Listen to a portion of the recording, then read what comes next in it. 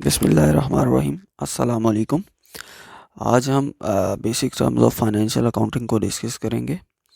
Basically ये terms जौन सी हैं बहुत ही आसान तरीके में हम इनको जौन सा है वो डिस्कस करेंगे, ताकि जो भी न्यू स्टूडेंट्स हैं उनको बड़ा इजीली जौन सा है वो समझ आ सके। और ये चीज़ें अकाउंटिंग के लिए बहुत ज़रूरी हैं। ठीक है, तो इसको ज़रा थोड़ा सा ना मैं बड़े ही आसान तरीके से आप लोगों को बताऊंगा कि ये चीज़ें जौन सी हैं वो डेली जौन सा है हम अपनी डेली लाइफ में भी इनको जौन सा है वो इस्तेमाल कर रहे होते हैं। तो इसमें सबसे पहले जौन सा है वो हमारे एसेट्स आते हैं।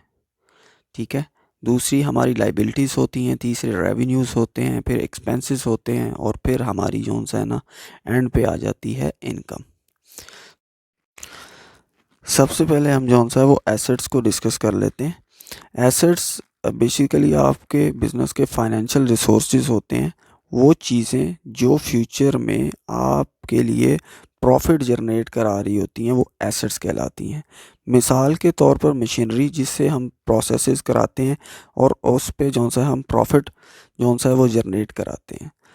एसेट्स की दो टाइप्स होती हैं, एक होते हैं टेंजिबल एसेट्स और एक होते हैं इनटेंजिबल एसेट्स। जैसे कि मैंने मशीनरी की एग्जांपल दी, वो जौन सा है वो आपकी टेंजिबल एसेट में आ जाती है, जिसकी फिजिकल अपीयरेंस है, जिसको आप टच कर सकते हैं। ठीक है, और इसके बाद एक हमारे पास होती है intangible. Second type is intangible assets. Intangible assets does not have physical appearance. इसमें एग्जांपल जौन सा है वो हम ले लेते हैं कंप्यूटर की और उसके सॉफ्टवेयर की। कंप्यूटर जौन सा है वो आपका जौन सा है वो टेंजिबल एसेट है, और सॉफ्टवेयर जौन सा है उसमें जो सॉफ्टवेयर है वो है तो एसेट लेकिन है इनटेंजिबल। इसी तरह गुडविल और कॉपीराइट भी जौन से हैं आपके इनटेंजिबल एसेट्स में आते हैं। नेक्स्ट हम लाइबिलिटीज़ को जौन सा है वो डिस्कस करेंगे। लाइबिलिटीज़ जौन सा है वो आपकी फाइनेंशियल ऑब्लिगेशंस होती हैं, वो अमाउंट जो आपने फ्यूचर में पे करनी है। किसी भी बिज़नेस को रन करने के लिए जो पैसे आप अदा कर रहे होते हैं, जो आपने फ्यूचर में अदा करने हैं, वो आपकी जौन सा है वो लाइबिलिटीज़ कहलाती हैं। इसमें जौन सा है अगर आपने फ्यूचर में कोई लोन पे करना है तो वो आपकी लाइबिलिटी है। कोई सैलरीज अभी जौन सा अभी पे नहीं की, वो आपकी लाइबिलिटीज़ में आ जाती हैं।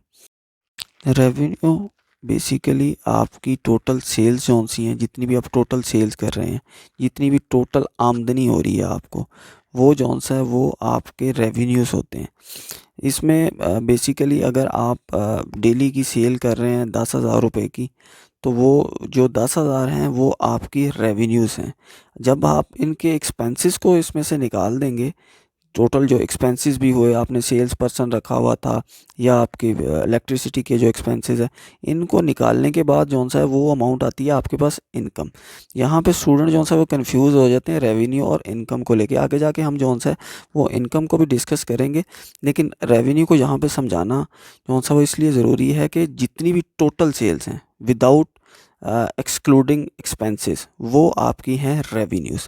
अच्छा, रेवेन्यूज़ की भी कुछ टाइप्स होती हैं। जिस तरह के कोई सेल्स फर्म है तो वो सेल्स रेवेन्यू जनरेट कर रही है।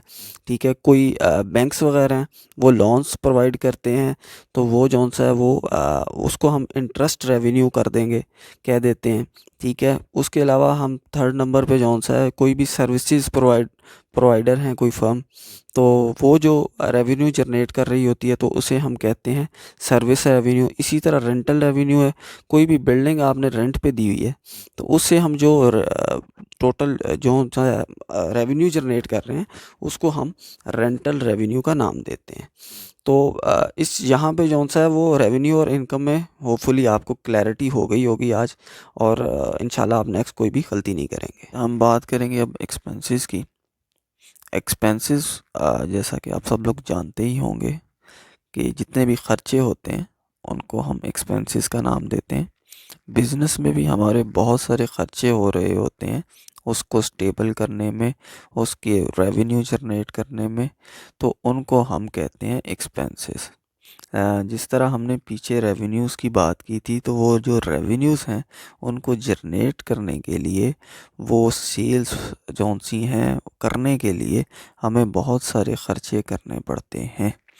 तो सबसे पहले हमारे पास है सैलरी एक्सपेंस।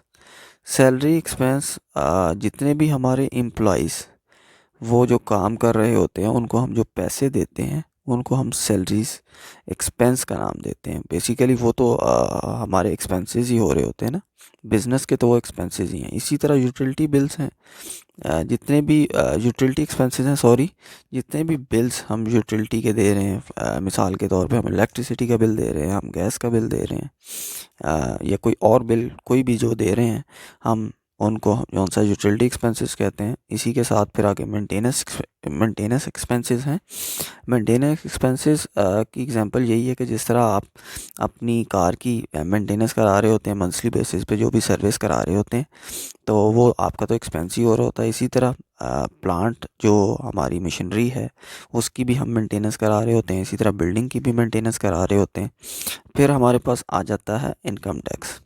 ये भी हमारा एक एक्सपेंस ही होता है। इसको हम इन डिटेल डिस्कस करेंगे, इसकी पूरे पूरे कोर्सेज़ को हम डिस्कस करेंगे इंशाल्लाह ताला। फ़िलहाल इसको जौन सा है वो हम एक्सपेंस ही कंसिडर कर रहे हैं। सिंपली मैं यही कहूँगा कि ये एक एक्सपेंस होता है।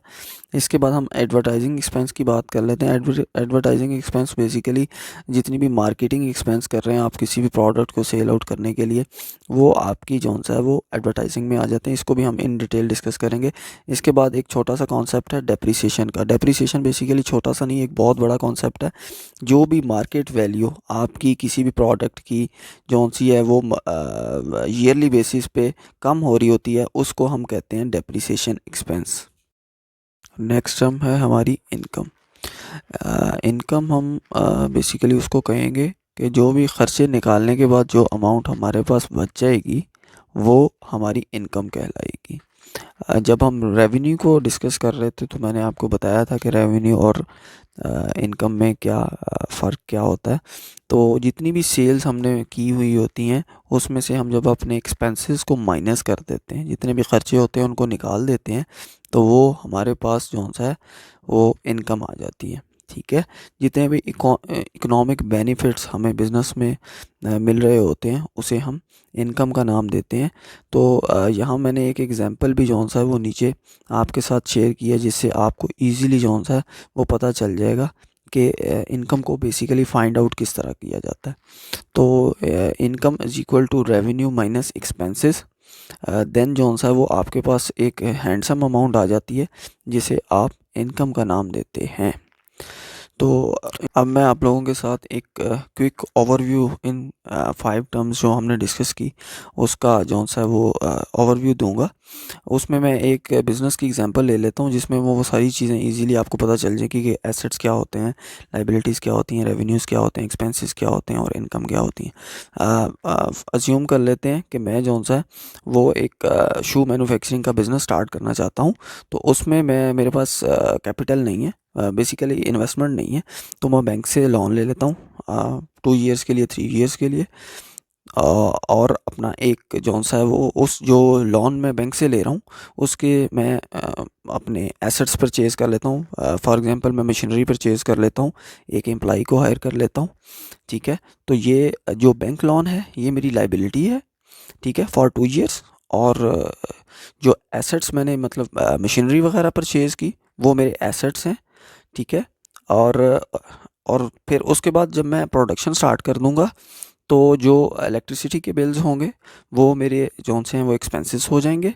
ठीक है, उसके बाद मेरे जब शू मैन्युफैक्चर हो जाएंगे तो मैं उनको मार्केट में सेल आउट करूँगा। सेल आउट करूँगा तो वो जो सेल्स होंगी, जो टोटल सेल्स होंगी वो हमारे रेवेन्यूज़ हो जाएंगे। रेवेन्यूज़ में से फिर मेरे जो एक्सपेंसेस हो रहे हैं, मतलब कि डेली बेसिस पे इलेक्ट्रिसिटी यूज़ हो रही है, ठीक है, मेंटेनेंस एक्सपेंस हो रहा है, ठीक है, उसको सेल करने के लिए मुझे एडवर्टाइजमेंट करनी है, तो वो मेरे एक्सपेंसेस में शामिल हो जाएंगे। ठीक है, और उसके बाद जब मैं अपनी सेल्स में से अपने रेवेन्यूज़ को माइनस करूँगा तो वो मेरे पास एक हैंडसम अमाउंट जो आएगी वो मेरी इनकम हो जाएगी। ठीक है।